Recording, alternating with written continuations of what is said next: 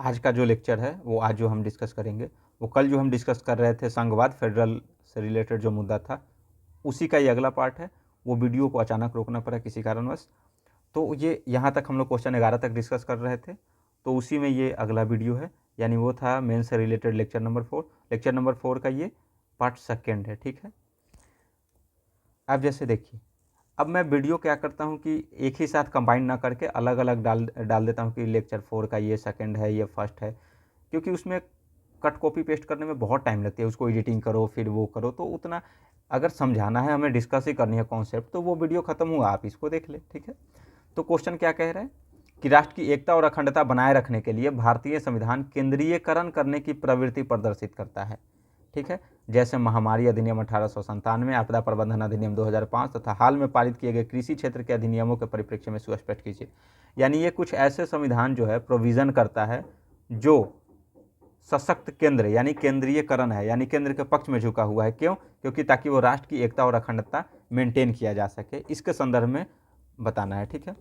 Indian constitution exhibit centralizing tendencies to maintain unity and the integrity of the nation, elucidate in the perspective of the Epidemic Disease Act 1897 and the Disaster Management Act 2005 and recently passed Farms Act, ठीक है।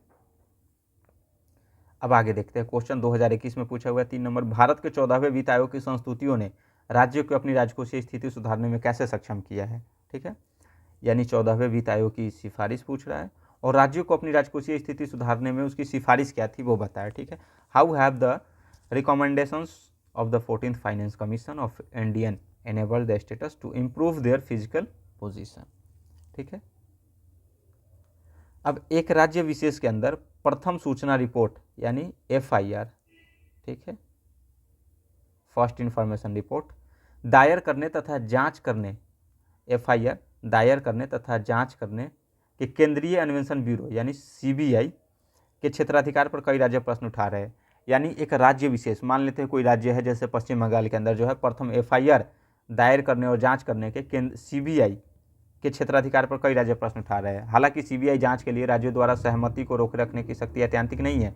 मतलब अगर राज्य सहमति नहीं देता है, CBI अभी क्या कर रहा है कि वो राज्य में प्रवेश करके FIR की जो जांच पड़ताल कर रही है या उससे रिलेटेड मुद्दे जांच कर रही है, तो क्या ये संघीय ढांचे विशेष संदर्भ में विवेचना करने को बोल रहा है कि कोई स्टेट है, उसके इस स्टेट के अंदर कोई विवाद हुआ, तो यहाँ की वो जो स्टेट गवर्नमेंट है उसने कहा कि FIR के लिए वो CBI या किसी अन्य जाँच की मनाही कर रहा है, पर फिर भी CBI उसमें हस्तक्षेप कर रहा है, तो इस मुद्दे के संदर्भ में बात करने के लिए कह रहा है, ठीक है। The jurisdiction of the central bureau of investigation CBI regarding lodging an FIR and conducting probe within a particular state is being questioned by a various state. However, the power of the states to withhold consent to the CBI is not absolute. Explain with a special reference to the federal character of India, ठीक है। तो देखेंगे CBI से related क्या संघवाद का मुद्दा है। अभी तो CBI ED ये सब तो बहुत भयंकर तरीके से मुद्दे में है, ठीक है। क्वेश्चन नंबर 13 2022 में क्या कह रहा है कि भारत में जो है राष्ट्रीय राजनीतिक दल केंद्रीयकरण के पक्ष में है, राष्ट्रीय राजनीतिक दल सेंट्रलाइजेशन के पक्ष में है, जबकि क्षेत्रीय दल जो है राज्य स्वायत्तता के पक्ष में। टिप्पणी कीजिए। अब देखेंगे कि राष्ट्रीय राजनीतिक दल कैसे केंद्रीयकरण के पक्ष में है, जबकि क्षेत्रीय दल जो है राज्य स्वायत्तता की मांग कर रहे हैं। While the national political parties in India favour centralisation, the regional parties are in favour of the state autonomy. Comment करना। 13 नंबर क्वेश्चन 2023 में संघीय सरकारों द्वारा 1990 के दशक के मध्य से, यानी संघीय सरकारों द्वारा जो है 1990 के दशक के मध्य से 1990 1995 के आसपास से, क्योंकि 1996 में सार्वभौमिक केस आया था, तो 1995 के मध्य से अनुच्छेद 356 के उपयोग की कम आवृत्ति हुई है। यानी 1995 के आसपास से जो है आर्टिकल 356 का उपयोग में आवृत्ति में कमी आई है। इसके लिए जिम्मेदार विधिक एवं राजनीतिक कारणों का वो कारक जो है फैक्टर्स, उसका विवरण बताइए। यानी ये आवृत्ति में कमी कैसे आई है, उसके लिए जो जिम्मेदार विधिक एवं राजनीतिक कारक है उसको बताइए। Account for the legal and political factors responsible for the reduce frequency of using article 356 by the union government since mid 1990s। यानी 1995 के बाद से जो है आर्टिकल 356 के इस्तेमाल में कमी आई है, उसका जो कारक है वो बताएं, क्यों कमी आई है।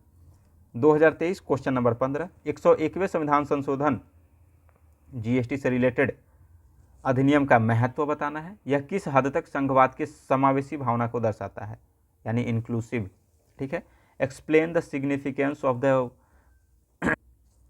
101st constitutional amendment act, to what extent does it reflect the accommodative spirit of federalism, यानी 101वें संविधान संशोधन जो जीएसटी से रिलेटेड है उसका महत्व बताना है।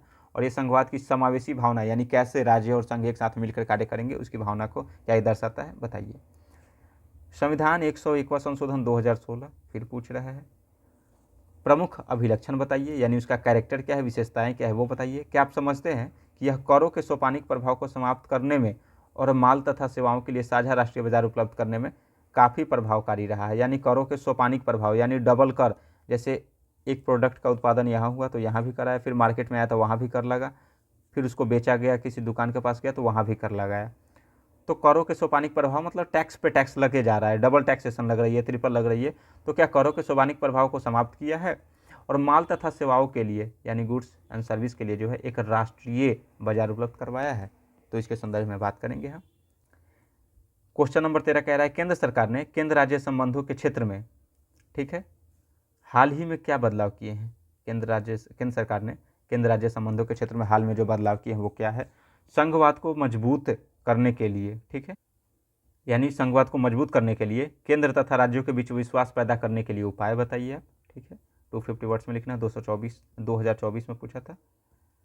What changes has the union government recently introduced in the domain of center-state relation, suggest measures to be adopted to build the trust between the center and the states and for strengthening federalism, यानी strengthening यानी मजबूत करने के लिए। ठीक है, 2025 में पूछ रहा है, ये लास्ट क्वेश्चन है आई थिंक आज का। हाँ, कि भारत में नियोजित विकास के संदर्भ में केंद्र राज्य वित्तीय संबंधों के विकसित हो रहे स्वरूप यानी पैटर्न का परीक्षण कीजिए।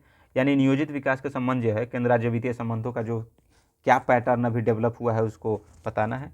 फिर हाल के सुधारों ने भारत में राजकोषीय संघवाद को कितना प्रभावित किया है। हाल में कोई जो सुधार किया गया जैसे जीएसटी, ये भी जीएसटी की बात कर रहा है, तो राजकोषीय संघवाद को कितना प्रभावित किया है ये बताने के लिए कह रहा है। राजकोषीय संघवाद मतलब सेंट्रल और स्टेट के वित्तीय से संबंधित मुद्दा। ठीक है, तो आज का इतना क्वेश्चन हो गया, यानी अभी तक इससे कितने क्वेश्चन पूछे जा चुके हैं।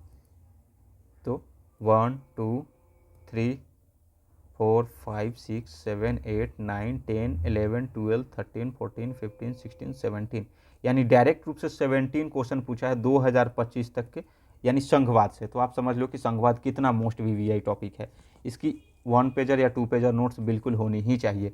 बाकी से रिलेटेड जो पीवाईक्यू की फॉर्मेट है वो हम कल इसके डिस्कस करेंगे। पीवाईक्यू डिस्कस कर लिया, अब उसकी फॉर्मेट, उसमें कैसे कैसे क्या क्या मुद्दे शामिल किए जा सकते हैं वो सब हम कल डिस्कस करेंगे। आप सभी अंत तक देखें, उसके लिए धन्यवाद, शुक्रिया।